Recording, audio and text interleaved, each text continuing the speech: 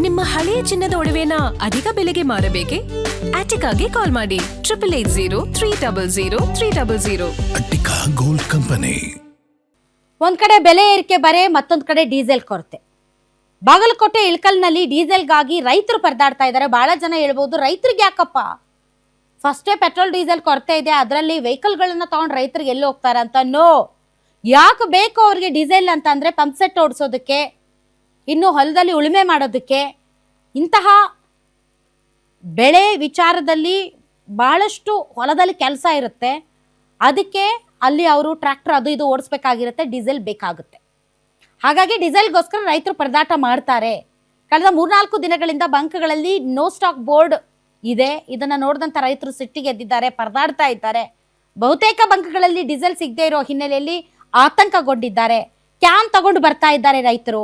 ಆದರೆ petrol diesel ಬೆಲೆ ಕೇಳಿ ಒಂದ್ ಕಡೆ ಹೆದರ್ತಾ ಇದ್ದಾರೆ, ಮತ್ತೊಂದ್ ಕಡೆ ನೋ ಸ್ಟಾಕ್ ಬೋರ್ಡ್ ನೋಡಿ ಇನ್ನೊಂದಿಷ್ಟು ಅಸಹನೆ ಜಾಸ್ತಿ ಆಗ್ತಾ ಇದೆ. ಹೀಗಾಗಿ ವಾಹನ ಸವಾರರ ಜೊತೆ ನಮ್ಮ ಪ್ರತಿನಿಧಿ ಅಶೋಕ್ ಮಾತಾಡಿದ್ದಾರೆ. ಬನ್ನಿ ಅವ್ರು ಏನ್ ಹೇಳಿದ್ದಾರೆ ನೋಡೋಣ.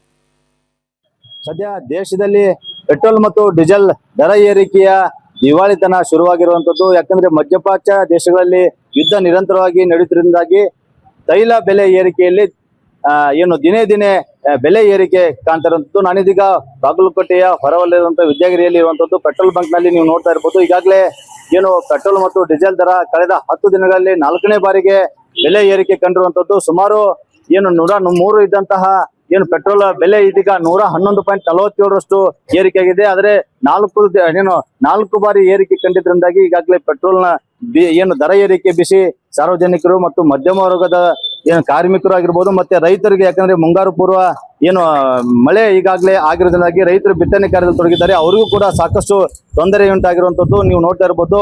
ಸಾರ್ವಜನಿಕರು ಇಲ್ಲಿದ್ದಾರೆ, ಬಾಗಲಕೋಟೆ ಸಾರ್ವಜನಿಕರು ಈ ಸಂಬಂಧಪಟ್ಟಂಗೆ ಏನ್ ಹೇಳ್ತಾರೆ ಕೇಳೋಣ.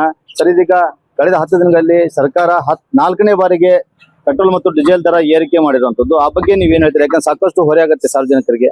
ಸರ್ಕಾರ ಈ ನಿಟ್ಟಿನಲ್ಲಿ ಸರಿಯಾದ ಕ್ರಮವನ್ನು ತೆಗೆದುಕೊಳ್ಳಬೇಕು. ಹೆಚ್ಚು ಗ್ರಾಹಕರಿಗೆ, ಸಾರ್ವಜನಿಕರಿಗೆ ತೊಂದರೆ ಆಗದಂತೆ ಕಟ್ಟುನಿಟ್ಟಿನ ಕ್ರಮ ಕೆಲವೊಮ್ಮೆ ಈ ಯುದ್ಧದ ಪ್ರಸಂಗದಲ್ಲಿ ಅನಿವಾರ್ಯವಾಗಿ ಬೆಲೆ ಏರಿಕೆ ಕಂಡರೂ ಸಾಕಷ್ಟು ಬೇರೆ ವ್ಯವಸ್ಥೆಯನ್ನು ಮಾಡಿ ಸಾರ್ವಜನಿಕರ ಮೇಲೆ ಹೊರೆ ಆಗದಂತೆ ಸರ್ಕಾರವೇ ಈ ವೆಚ್ಚವನ್ನು ಭರಿಸಬೇಕು ಅಂತ ನನ್ನ ಅಭಿಪ್ರಾಯ.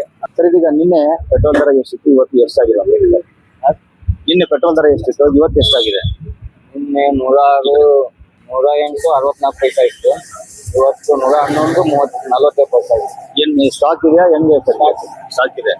ಸದ್ಯಕ್ಕೇನೋ ಇಲ್ಲಿ ನೋ ಸ್ಟಾಕ್ ಅನ್ನೋ ತರ ಆ ಥರದ್ದೇನು ಪರಿಸ್ಥಿತಿ ಇಲ್ಲ. ಹಾಗೇನಾಗಿದೆ? ಜನರು ಹೆಂಗೆ ಬೇರೆ ಬೇರೆ ಸ್ಟಾಕ್ ಮಾಡ್ಕೊಂಡು ಇಟ್ಕೋತಾ ಇದಾರೆ ಅಥವಾ ಕೇವಲ ವಾಹನಗಳಿಗೆ ಅಷ್ಟೇ ಆಗ್ತಿದಾರೆ? ಕೇವಲ ವಾಹನಗಳು.